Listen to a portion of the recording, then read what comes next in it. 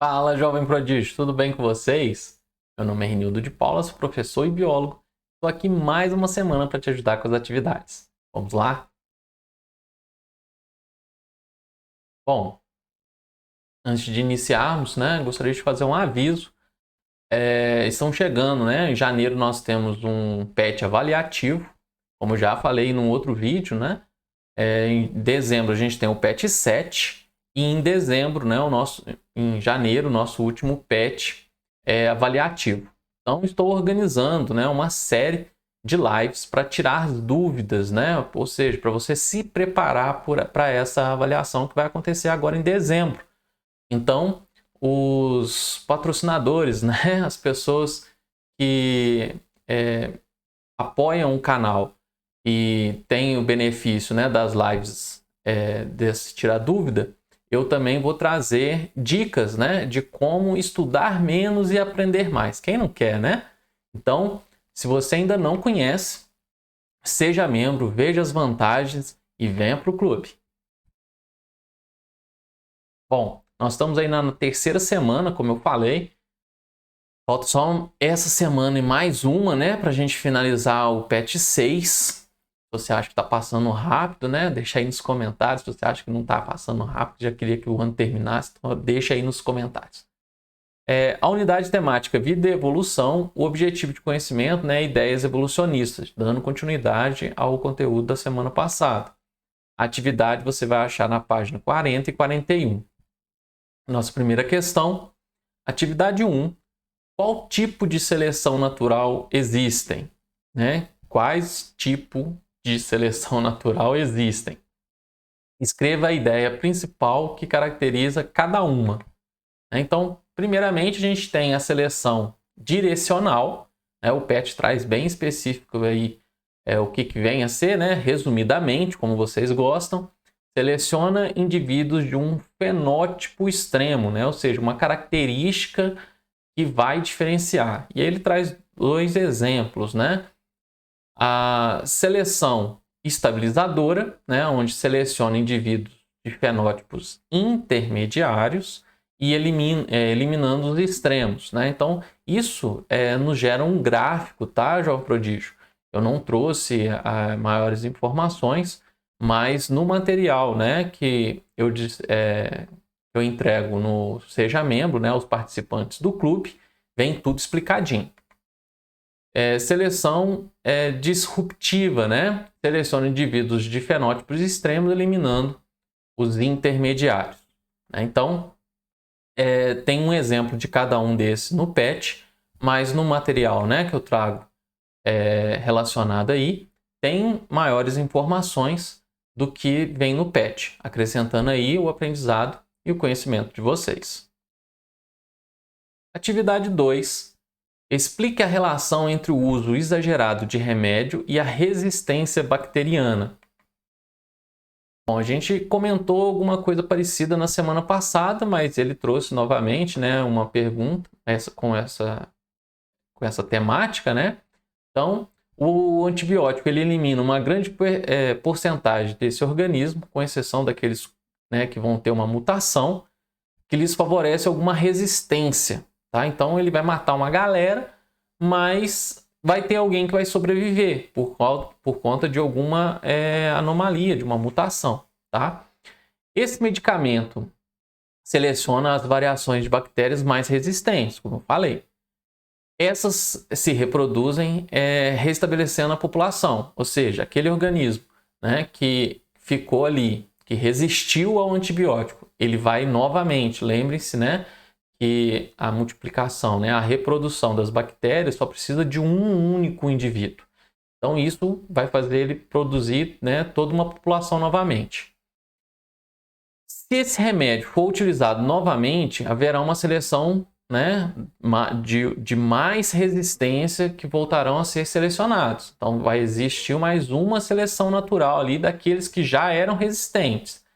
Se o antibiótico continuar sendo usado sucessivas vezes, então, ou seja, toda vez que ficar utilizando esse medicamento, haverá cada vez mais indivíduos resistentes e acabar resultando no desenvolvimento de uma população bacteriana imune a seus efeitos. Ou seja, você acaba, né, tendo ali um grupo, né? Reparem nas figuras que fica mais fácil para você entender. Então você tem ali um grupo de bactérias, que são as verdinhas. Mas dentro daquelas verdinhas tem uma que se diferencia, ela tem uma característica que dá resistência para ela. Então o antibiótico não serve para ela, ela vai matar a maioria. A maioria dessas bactérias irão morrer. Mas aquela que sobreviver, ela teve uma resistência. E essa resistência ela vai passar para toda a população que ela reproduzir. Se a pessoa toma o antibiótico novamente, ela já não vai ter mais aquele organismo que matou em grande quantidade. Mas ela vai selecionar mais uma vez. E vai ter um terceiro grupo, mais uma vez selecionado. E assim, sucessivas vezes, né, acaba gerando um organismo, uma bactéria, que é totalmente, né, imune àquele antibiótico. Daí, né, a importância da gente fazer, né, a prescrição de um antibiótico por tempo limitado para uma doença específica, tá? Então, antigamente, a pessoa tinha uma gripezinha, às vezes ia na farmácia e comprava um antibiótico. Com a análise, né, de eficácia desse antibiótico sendo testado, verificou a necessidade de limitar, né? E agora, para você comprar um antibiótico, você precisa de uma prescrição médica. Atividade 3. Cite um exemplo de seleção estabilizadora diferente daquela citada no texto.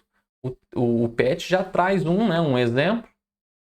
E aí, eu trouxe, né, um exemplo clássico desse tipo de seleção, né, associada às frequências de alelo, que é as características, os genes, né, responsáveis pela anemia falciforme na ocorrência da malária. Tá? A resposta é essa, tá, jovem prodígio?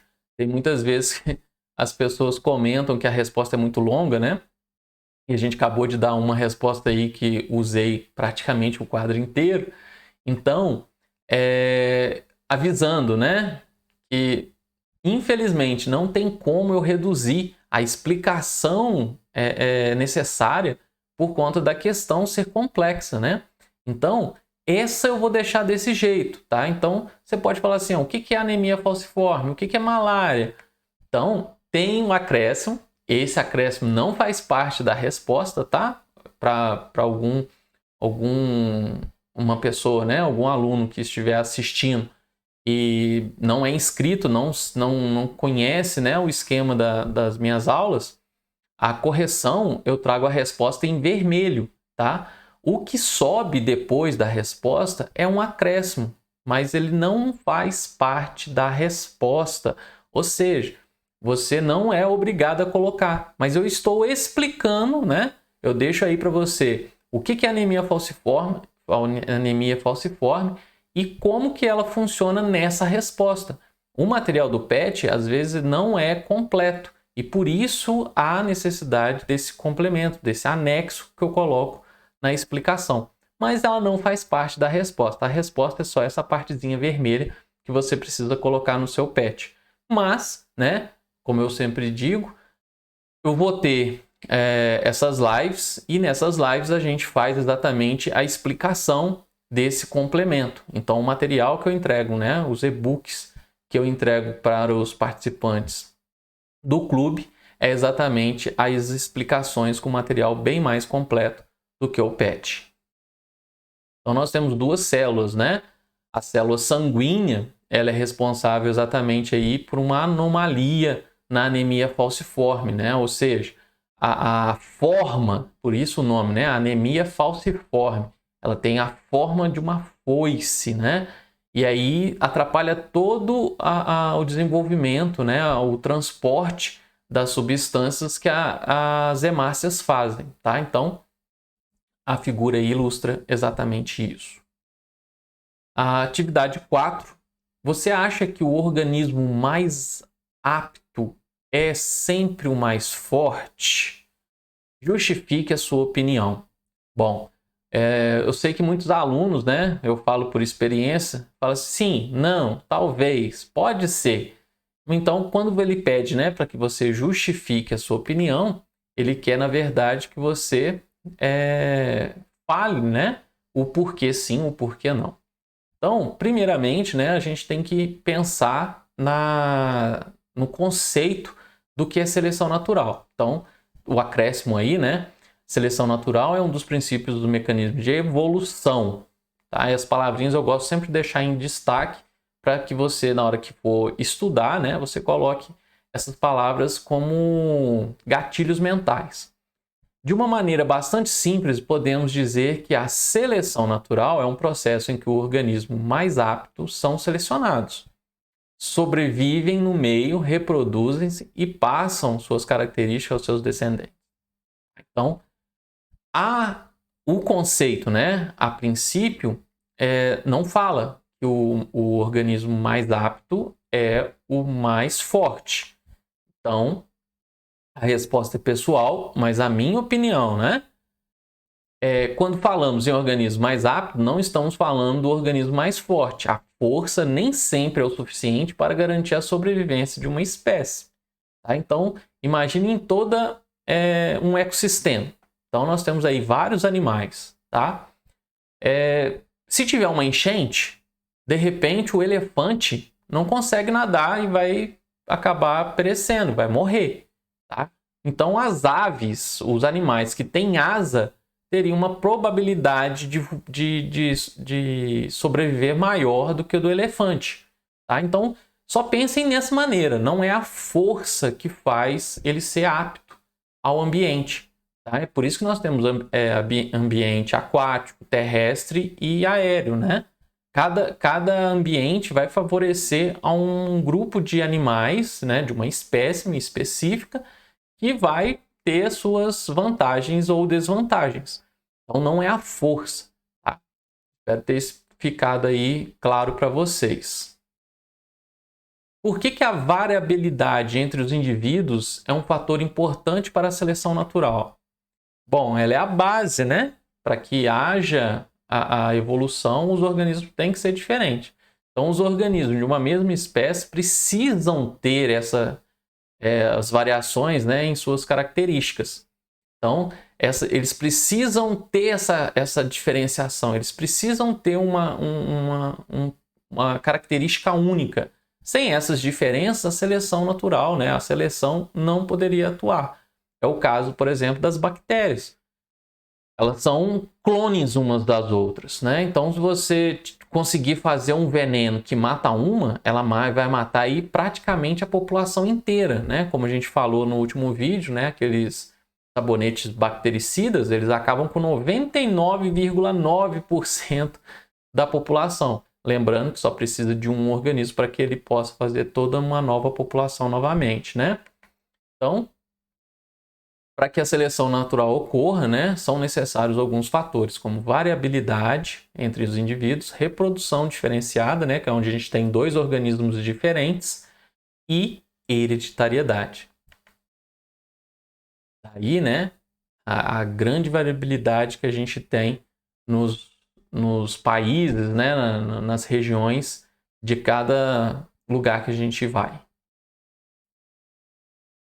Bom, então nós terminamos a correção dessa semana, né? Fica aí o Saiba Mais com os vídeos, como eu sempre digo, que acrescentam e enriquecem bastante o conhecimento de vocês, as referências, né, da onde a gente tirou as respostas. Se ficou alguma dúvida, né, não deixe de deixar nos comentários. Eu tento responder todos, tá? Inclusive pessoas que não são inscritas, quando deixam comentários, elas não aparecem no meu feed, tá? Então, é interessante que você se inscreva e aí o seu comentário aparece para que eu possa responder. Se o vídeo te ajudou de alguma maneira, não deixe de dar o like, né? Curta, compartilha, se inscreva no canal. Se é a primeira vez, né? Ative o sininho também. Não deixe de me seguir nas minhas outras redes sociais, né? Futuramente estarei trazendo aí essas dicas, como eu falei para vocês, né? Estudar menos, aprender mais. Isso não é mágica, lógico, né? Mas é uma técnica que as pessoas vêm aprendendo e otimiza bastante, né, o rendimento escolar. Então, eu estou repassando isso para os membros do canal. Espero aí ter ajudado vocês de alguma maneira. Até a próxima. Sucesso sempre!